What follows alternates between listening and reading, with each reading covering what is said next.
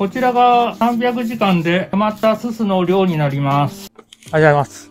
アストロ体外改装機の細です。今回は前回の動画に引き続き FF ヒーターの動作確認と分解掃除していきます。これからもキャンピングカーの動画を配信していきますので、チャンネル登録お願いします。はい。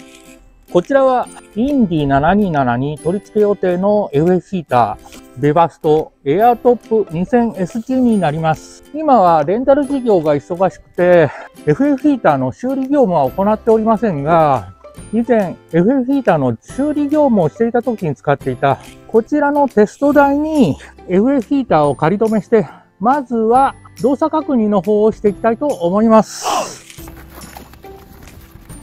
今回はテストのためこちらのパッキンは再利用しますが、実際の取り付けの際は必ず新しいパッキンを使用してください。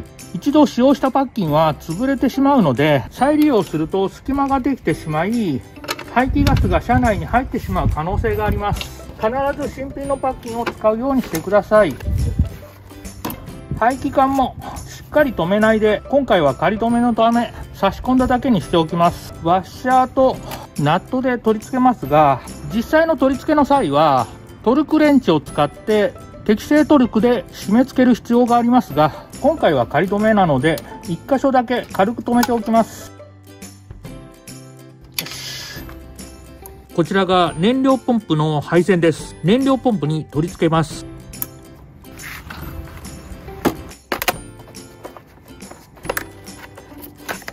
あとはスイッチにつながっている配線を取り付けていきますが、よいしょ、しっかり奥まで、よいしょ、こちらが引っかかるまで差し込んで、パッキンを溝に合わせて、でカバーを戻しますが、これ溝が入ってる方を配線の方にしてください。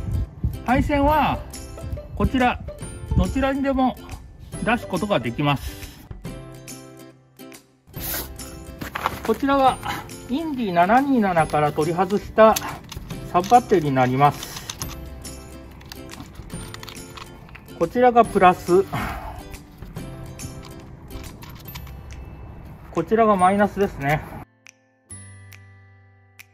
まだこちらの燃料ホースの方は FF ヒーターの方につないでおりません。まずはスイッチを入れて燃料が出るのを確認してから FF ヒーター本体につなぎたいと思います。こちらはガソリン用の FF ヒーターなのでガソリン入れていきます。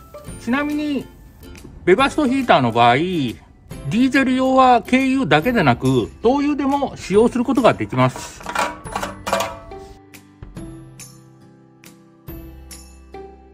今回はテストなので少しだけ入れます。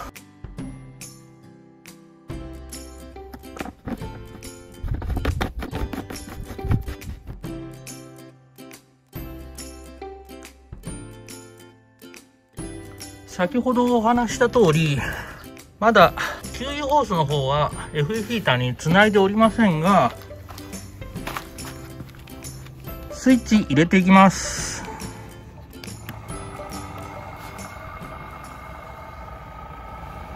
今は黒いホースが使われているので燃料が通るところは見えませんけれども、昔はこんな透明なホースが使われていたのでガソリンの流れがよく見えました。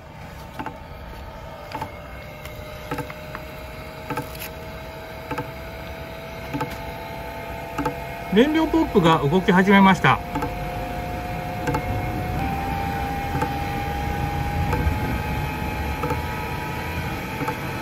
このカチッカチッっていう音が燃料ポンプの音です。気泡が動いているの見えますでしょうか。燃料を吸い上げています。今は燃料フィルターと燃料ポンプの中が空の状態なので数回点火不要になる可能性があります。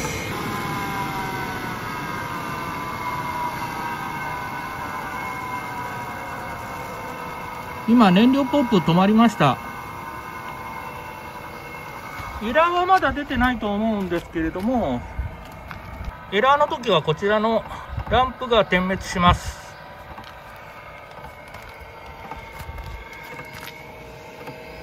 再度燃料ポンプが動き始めました。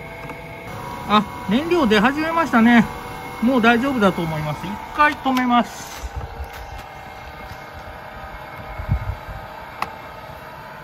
燃料出てきましたので、燃料ホースを取り付けていきます。仮止めなので、今回は差し込むだけですけれども、実際はちゃんとクランプで止める必要があります。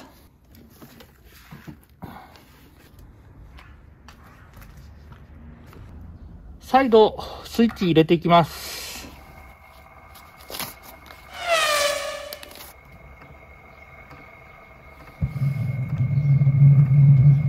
お、点火したみたいですね。ゴーッと音が変わったの分かりましたでしょうか。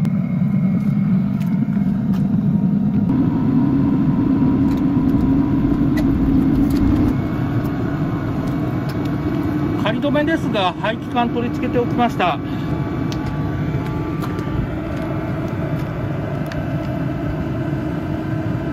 暖かい風出てき始めました。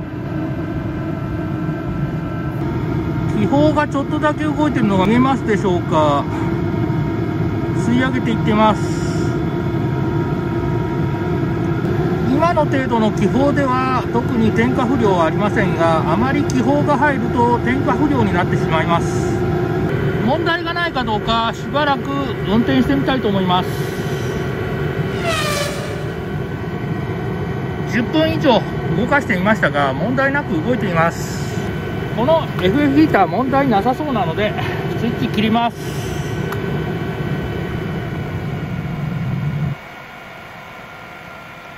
今ゴーという音が消えたので消火はしてるんですけれども、しばらくは FF ヒーター自体を冷やすためにファンが回転し風を送っています。スイッチを切ってしばらく動きますが、故障ではありませんので問題ありません。これからの作業はベバストの正規代理店でしかできない作業ですけれども、こちらのコネクタにベバストヒーター専用の診断機を当てて、こちらの FF ヒーターの今までの稼働時間であったりエラーなど詳しく見ていきたいと思います。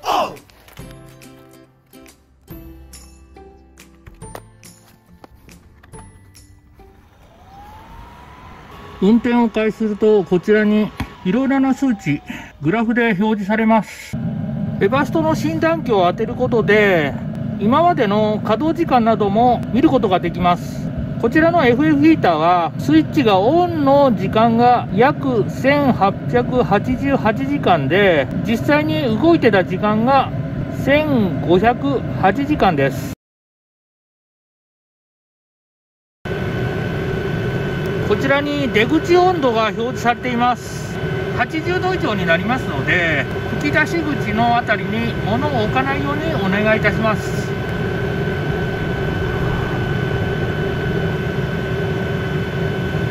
80度を超えましたね。1886時間の時に燃焼中断、1887時間の時に電圧低下のエラーが出ています。内部的なエラーは出てなかったので、特に故障の心配はなさそうです。こちらでは今つないでいるサブバッテリーの電圧であったり、中の点火のためのグロープラグであったり、フレームセンサーなどの詳細を見ることができます。出口温度が91度、特に問題なさそうです。問題なさそうなのでスイッチを切ります。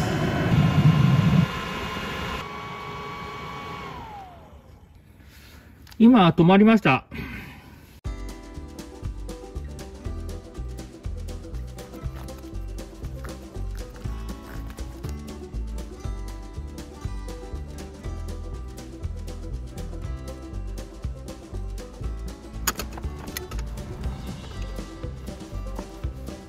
はい、動作確認が終わりました。インディ727に取り付け予定のベバスト製 FF ヒーターですけれども、こちらベバスト専用の診断機を当てて稼働時間を調べたところ1800時間でしたので、一度分解して中掃除していきたいと思います。なお、最初にお話ししないといけないのですが、私はベバストの講習を受けて分解掃除する許可をいただいておりますが、ベバスト社ではユーザー様ご自身で分解掃除することを禁止しております。今回はベバスト社が禁止しているだけでなく、実際講習を受けてない方が分解した時の問題点についてもお伝えしたいと思います。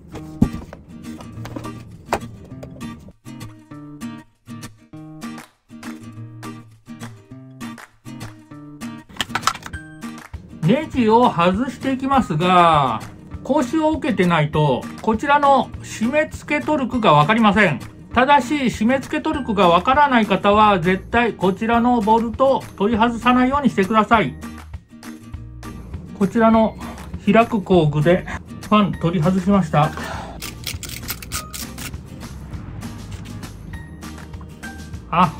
こちらの FF ヒーターは、もうすでにオーバーホール済みでした。意味ないな。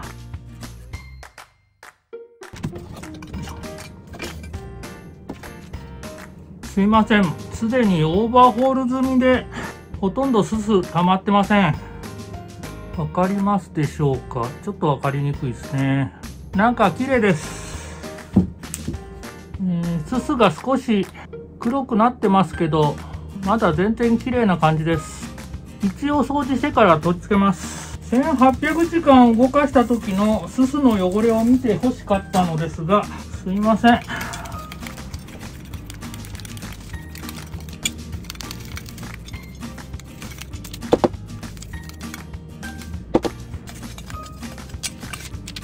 ほとんど綺麗ですね。せっかくなので、オーバーホールしてない FF ヒーター、どんだけすすが溜まってるかお見せしたいですね。こちらのパッキンはもう使用できませんので、新しいガスケットセットで組み付けていきます。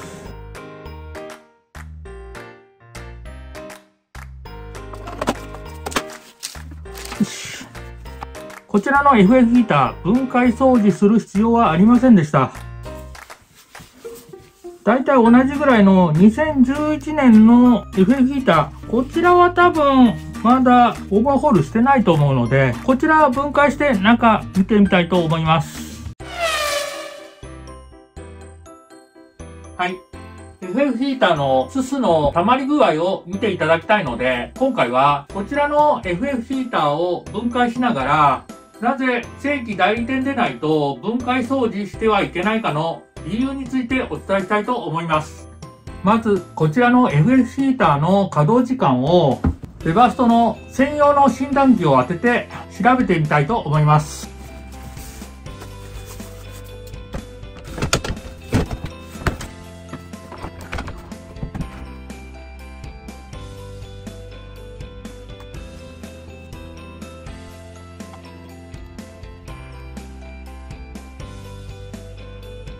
こちらの FF ヒーター、10年前の機種ですけれども、電源オンの時間が603時間、運転時間が約305時間と全然動いてないですね。こちら運転時間305時間ですけれども、こちら分解してみたいと思います。運転時間300時間程度では、通常分解装置の必要はありません。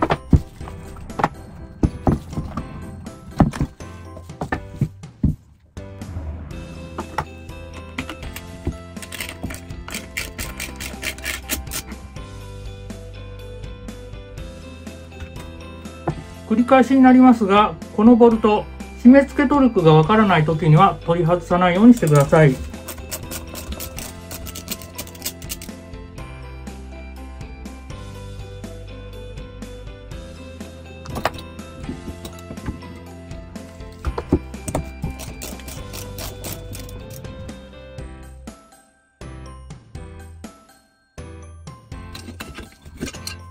ちょっとだけすす溜まってます。ライト持ってきました。これでわかりますでしょうか。300時間程度でこのすすの溜まりぐらいです。こちらもすす溜まってます。掃除していきます。こちらのパッキンは交換します。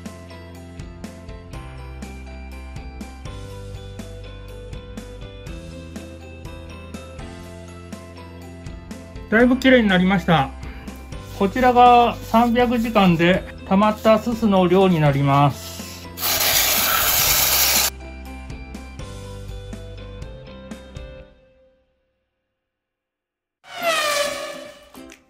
はい。昨日、こちらの熱交換器と燃焼管の掃除をして、バーナーにつきましては、掃除だけでなく結構錆びてましたので、錆取りと錆止めしておきました。これから新しいパッキンを使用して FF ヒーターを組み付けていきますけれども、この動画を見て自分で FF ヒーターを分解しようとは思わないでください。重要なところは動画ではカットさせていただいております。また繰り返しになりますが、ベバストヒーターの分解掃除は講習を受けて資格を得る必要があります。後ほど正規代理店でないと分解してはいけない理由2つ目もお話しさせていただきます。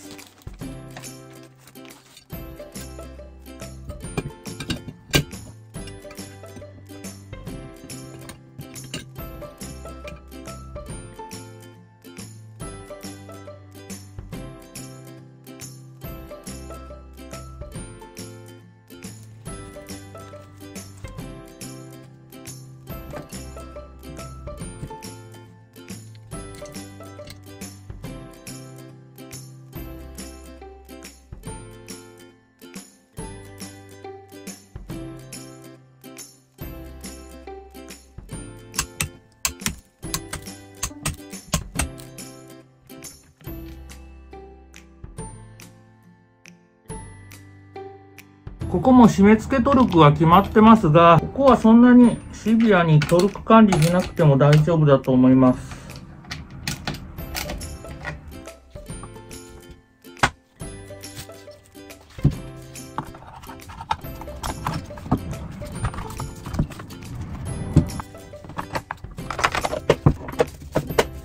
はい。これでオーバーホール完了です。なぜ FF ヒーターの分解掃除、正規取扱店でないとしてはいけない理由の2つ目ですけれども、必ず分解した時には、こちらの CO2 計測器を使用し、排気の二酸化炭素量を測り、燃焼の調整をする必要があります。もし分解掃除したにもかかわらず、二酸化炭素量の測定をせずに調整しないまま取り付けてしまうと FF ヒーターの着火不良を起こしやすくなり、すすも溜まりやすくなります。正規取扱店で分解掃除しなかった場合は、せっかくオーバーホールしたのに不具合が増える可能性もありますので、必ず FF ヒーターの分解掃除は正規取扱店でご依頼お願いいたします。はい。今回は軽キャンインディ727に取り付け予定の中古の FF ヒーターの動作確認と、なぜ正規代理店でないとオーバーホールしてはいけないかの理由を2つお伝えいたしました。FF ヒーターの運転時間は正規取扱店にてコンピューター診断していただけると運転時間がわかります。2000時間を基準に1500時間を超えたら一度オーバーホールすることをお勧めいたします。今回の動画は以上になります。いつもいいねとコメントありがとうございます。これからも頑張って動画配信していきますのでチャンネル登録お願いします。最後までご視聴いただきありがとうございました。FF ヒーターを取り付ける前にインディのスイッチが入り口から見えない位置にあるので、入り口からすぐ見える位置にスイッチを移設したいです。